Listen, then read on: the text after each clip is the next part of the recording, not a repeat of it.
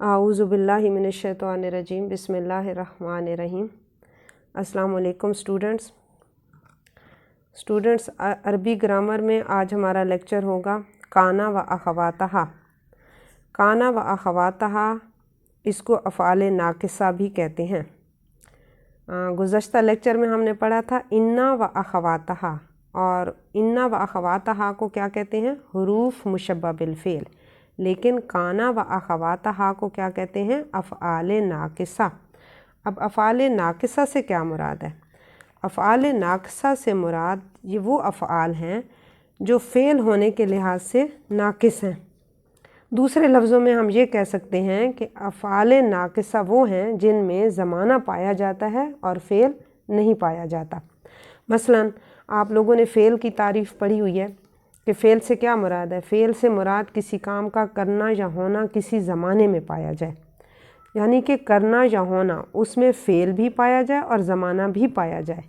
لیکن یہ جو افعال ناقصہ ہیں ان میں زمانہ پایا جاتا ہے، ان میں فعل نہیں پایا جاتا۔ مثلاً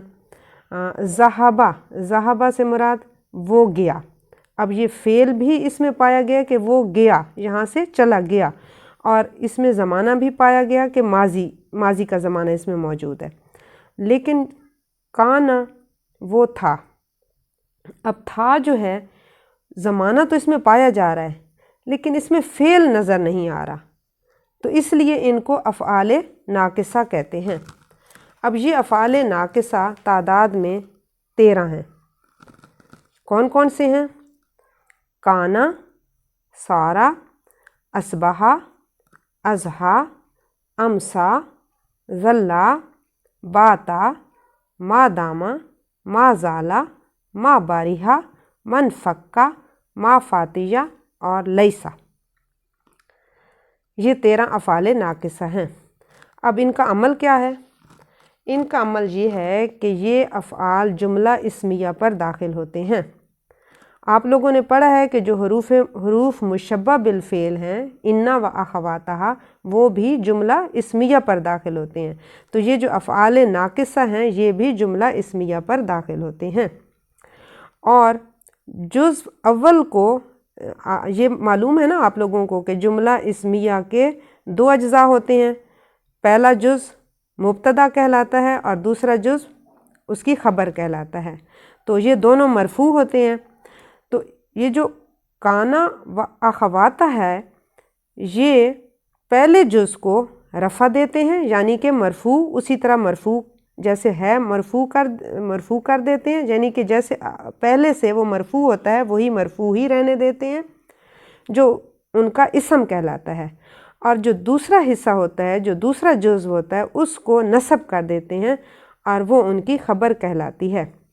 یہ انا و اخواتہا کے برعکس عمل کرتے ہیں۔ وہ کیسے؟ جیسے جملہ اسمیہ ہے کہ اللہ غفور، اللہ تعالیٰ بخشنے والا ہے۔ اب اس میں اگر ہم انا لگاتے ہیں تو جملہ کیا ہو جائے گا؟ ان اللہ غفور۔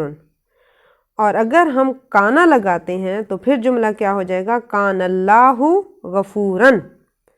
اب انا کے بعد جو اسم آیا ہے، جو مبتدا آیا ہے، انا نے اس کو منصوب کر دیا اور اس کی خبر مرفوع ہی رہی۔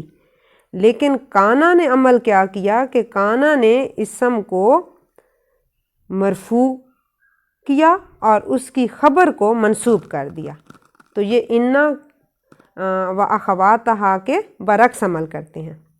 جی، اب ہم ان کے معنی بھی دیکھتے ہیں اور ساتھ ہی ان کے جو ہے وہ تھوڑی مثالوں سے بھی واضح کرتے ہیں کہ سب سے پہلے جو ہے وہ ہے کانا۔ تو اس کا جو ہم معنی اکثر کرتے ہیں وہ تھا یا ہوا، اور اگر یہی لفظ اللہ کے ساتھ آ جاتا ہے تو پھر اس کا معنی ہو جاتا ہے۔ مثلاً کان البیت نظیفاً، کانا تھا البیت گھر، نظیفاً صاف ستھرا، گھر صاف ستھرا تھا۔ اور جب اللہ کے ساتھ یہ لفظ لگے گا تو پھر کان اللہ علیماً حکیماً، تو ہم اس کا مطلب کیا کریں گے؟ اللہ تعالیٰ خوب جاننے والا اور بڑی حکمت والا ہے۔ اور اسی طرح ایک مطلب اس کا یہ بھی ہے کہ ہو گیا، یعنی کہ ایک حالت سے دوسری حالت میں تبدیل ہو گیا، وہ بھی کانا کے معنوں میں آتا ہے، جیسے کان الفقیر غنیًا، فقیر غنی ہو گیا۔ اسی طرح دوسرا فعل ناقص سارا، سارا کا مطلب بھی ہوا یا ہو گیا، ایک چیز سے دوسری چیز یا ایک حقیقت سے دوسری حقیقت کی طرف منتقل ہونا، یعنی کہ حالت کی تبدیلی میں یہ لفظ استعمال ہوتا ہے، جیسے سارا زید غنیًا، زید غنی ہو گیا، یعنی کہ پہلے فقیر تھا، اب کیا ہو گیا؟ غنی ہو گیا، امیر ہو گیا، ایک حالت سے دوسری حالت کی طرف منتقل ہوا، تو اس کے لیے کیا لگاتے ہیں؟ سارا۔ اسی طرح سارا الطین خزفاً، مٹی جو ہے، گارا جو ہے وہ ٹھیکرا بن گئی، ایک چیز حالت جو ہے وہ کیا ہوئی؟ تبدیل ہو گئی۔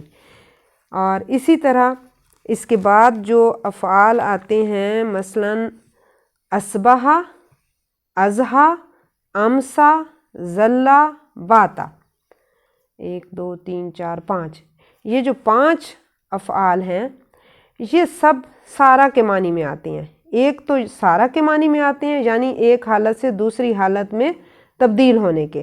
دوسرا ان میں وقت کے تعین کا اظہار بھی ہوتا ہے، جیسے اصبح صبح کے وقت ہوا، اضحیٰ چاشت کے وقت یعنی کہ دوپہر کے وقت ہوا، امسا شام کے وقت ہوا، ظلا دن کے وقت ہوا، اور باتا رات کے وقت ہوا۔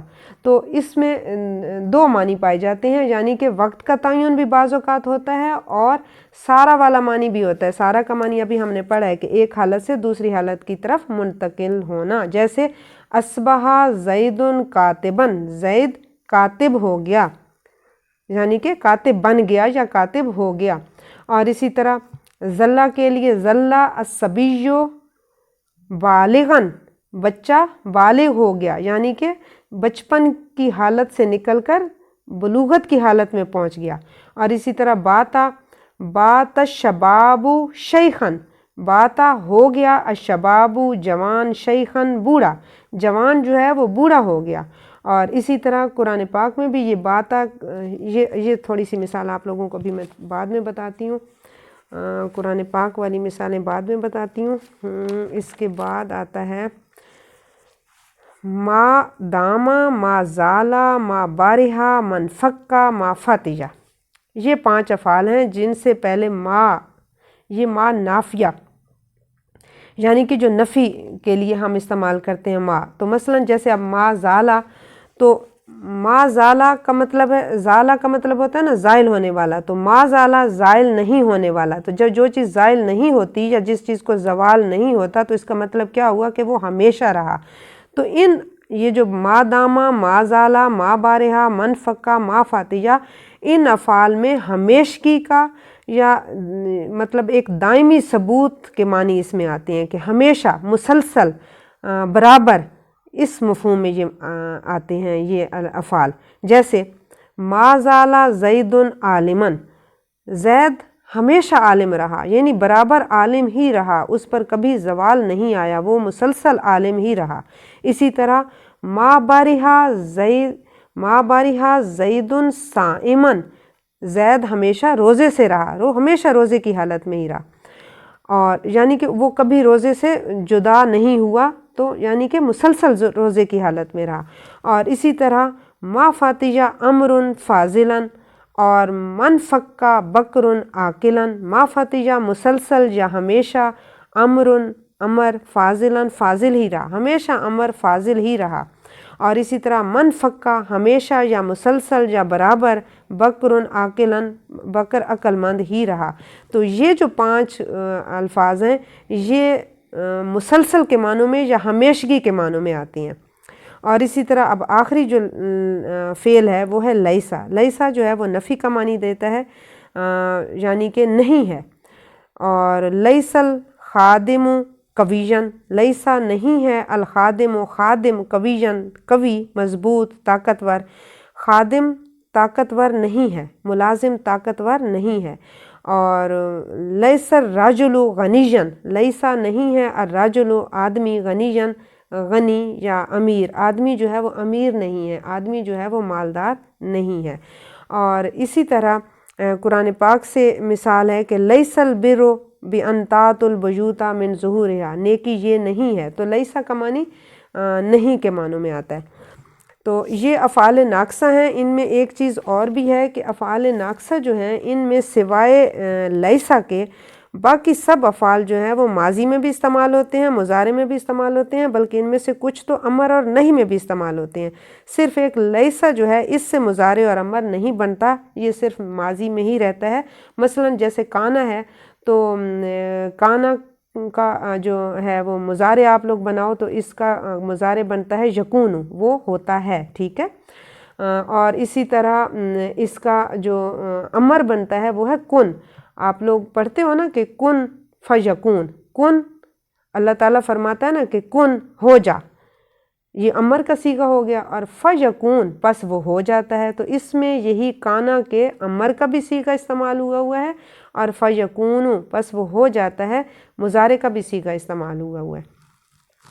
اور اس کے علاوہ قرآن پاک سے اور بھی بہت ساری مثالیں ملتی ہیں، جیسے کان الناس امتً واحدۃ، تمام کے تمام لوگ جو ہیں امت واحدہ تھی، تو یہ کانا کا استعمال ہو گیا۔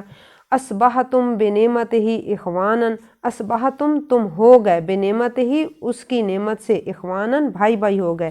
یہ جو آپ لوگوں نے ابھی پڑھا تھا نا اصبحا، اصبحا، تو اصبحا کو جب ہم نے اس کی گردان کی تو اصبحتم یہ حاضر کا صیغہ بن گیا۔ تو اب کہنے کا مطلب یہ تھا کہ یہ جو افعال ناقصہ ہیں ان میں سوائے لیسا کے باقی سب افعال سے مضارع بھی بنتا ہے، اور تقریباً کچھ افعال سے امر بھی بنتا ہے، امر اور نہیں کے صیغے بھی بنتے ہیں۔ اور اسی طرح اصبحتم یعنی کہ تم ہو گئے، بے نعمت ہی اخوانا، اس کی نعمت سے تم بھائی بھائی بن گئے، پہلے کیا تھے دشمن تھے اور پھر حالت تبدیل ہو گئی اور اس کی نعمت سے تم بھائی بھائی بن گئے۔ اور ظل وجہہ مسودا، ظل ہو گیا وجہ اس کا چہرہ، مسودا سیاہ، اس کا چہرہ سیاہ ہو گیا۔ یہ بھی قرآن پاک کی آیت ہے، اور اسی طرح قرآن پاک کی ہی آیت ہے کہ لیس الذکر کالانثی، لیسا نہیں ہوتا ذکر مرد کالانثی عورت جیسا، لیس الذکر کالانثی مرد عورت جیسا نہیں ہوتا۔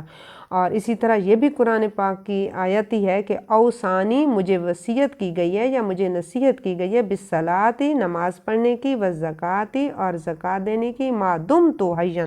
اب یہ جو ما دام آپ لوگوں نے پڑھا تھا نا، ما دام یعنی مسلسل جب تک، تو ما دمت، اب ما دامہ کا جو ہے صیغہ متکلم کا صیغہ، ما دمت میں جب تک رہوں، حیا زندہ، میں جب تک زندہ رہوں اس وقت تک۔ تو اب یہ دوبارہ سے ذرا ہم دیکھ لیتے ہیں کہ کانا و اخواتہا ان کو کیا کہتے ہیں، افعال ناقصہ کہتے ہیں، ناقصہ کہتے ہیں۔ یہ تعداد میں کل 13 ہیں، کانا، سارا، اصبحا، اضحا، امسا، ظلا، باتا، ماداما، ما زالا، ما بارہا، منفکا، ما فاتیا اور لیسا۔ اور ان کا عمل کیا ہے کہ یہ افعال جملہ اسمیہ پر داخل ہوتے ہیں، اور پہلے جز کو جو ہے وہ مرفوع کر دیتے ہیں اور دوسرے جز کو جو ہے وہ منصوب کرتے ہیں، اور ان کا جو عمل ہے وہ انا و اخواتہا کے یہ برعکس عمل کرتے ہیں۔ اور اس کے علاوہ یہ افعال ناقصہ جو ہیں یہ ماضی اور مضارع میں بھی استعمال ہوتے ہیں، یعنی کہ ماضی کے صیغے بھی ہیں، مضارع کے صیغے بھی یہ بنتے ہیں، اور بعض اوقات یہ امر اور نہیں کے صیغے بھی بن جاتے ہیں، لیکن صرف لیسا جو ہے اس سے مضارع اور امر اور نہیں بنتا، بلکہ صرف ماضی کے صیغے ہی اس سے بنتے ہیں۔ وآخر دعوانا ان الحمد للہ رب العالمین۔